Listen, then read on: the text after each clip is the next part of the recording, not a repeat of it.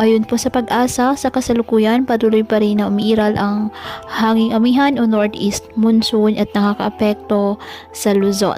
Ngayong araw, dahil po sa easterlies at ng trough ng isang low pressure area, ang Davao Region, Surigao del Sur, Surigao del Norte at Dinagat Islands asahan na maulap na kalangitan na may kalat-kalat na pag-ulan at thunderstorms. Ang Cagayan Valley, Aurora at Quezon asahan na maulap na kalangitan na may mahihinang pag-ulan dahil po sa amihan, at ang nalalabing bahagi ng Luzon kasama na po ang Metro Manila, bagyang maulap hanggang sa maulap na kalangitan with isolated light rains dahil pa rin po sa northeast monsoon. At ang nalalabing bahagi ng ating bansa, apektado po ng easterlies at ng mga localized thunderstorms.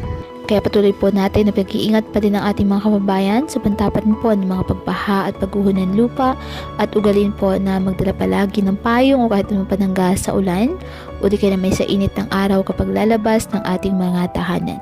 At yan po muna ang update sa lagay ng panahon ngayong araw. Muli, patuloy po tayo na mag-ingat at palaging tandaan, God loves you. Stay safe and God bless.